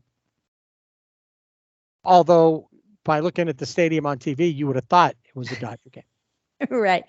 Yeah. I mean, I kind of feel the same way. Like when I go, when I go to the Rockies, normally I always go when the Dodgers are playing, because that's when I get to have an opportunity to see the Dodgers closer. But I have been to see the Rockies play the Reds, and, wore a purple shirt, not a Rocky shirt, just a purple shirt, and, and rooted for the Rockies, because there's players that I like Charlie Blackmon, I appreciate, and they have a great stadium. It's a great place to watch baseball. I try to do that, but even the Isotopes, this minor league team, used to be the affiliate of the Dodgers. Dodgers bought the team in Oklahoma City, and now the Isotopes are the AAA team of the Rockies. I've been there to see them play the Oklahoma City Dodgers, but I still root for the Isotopes because it doesn't feel right to root for the Oklahoma. It seems weird. So, I mean, I don't care kind of who wins, but I root for the Isotopes because they're your Albuquerque. hometown They're team. the hometown team. Even though you have a connection to Oklahoma that way. Right. You could go that not only with the Dodgers, but just because of your time in Oklahoma. Right. Yeah. It's just it's just weird, but it's just baseball and we love it. Here's the one thing. I asked this question early in the season. We kind of let it go for a while. Is it about the team or is it about baseball? Mm-hmm. And every day I know what it is for me. Yeah, me too. I mean, I'm a diehard Dodger fan. I always say I came out of the womb as a Dodger fan. But overall, I love baseball. I can sit and watch and appreciate, watching any game and appreciate what's happening on the field. I just want the Dodgers to win and beat everyone else.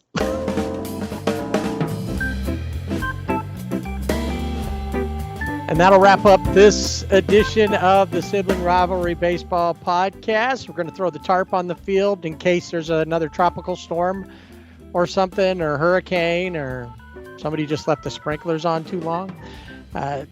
Protect the field at all costs so there's no rainouts. Next week, we will spend some time talking about who won the Little League World Series, because we will have a champion by this coming weekend. We'll see if the Dodgers continue their trend. Can the Angels turn it around like the Mariners did? And with Mike Trout back, who knows? Sky's the limit. It's not like they don't have some good players on the team. So until then, make sure you stop by and listen to this episode, listen to some past episodes, and visit us on X, aka Twitter, Sibling Rivalry BB without the A. And on Instagram and Facebook at Sibling Rivalry BB with the A. Our website, siblingrivalrybb.com. You can go get your own A's cap, or White Sox, or Reds, or Angels, or Dodgers, or whoever you want there just by clicking on the Fanatics link. And of course, college football is starting up here in the next couple of weeks. You can get some gear from your favorite team before they move to a new conference. Yeah. Because everybody's moving to a new conference. Which maybe that should be something we talk about here pretty soon, because moving to new conferences could really mess up college baseball. So we'll talk about that and whatever else comes to mind. And who knows, maybe more about My Big Fat Greek Wedding 7 or whatever. 3, right? Yes. 3. All right. Have a great week. Go see some live baseball, whether you like the team or not. Go check out a new stadium, minors, Major League Baseball. Take an overnight trip. Be adventurous. And don't forget to swing away.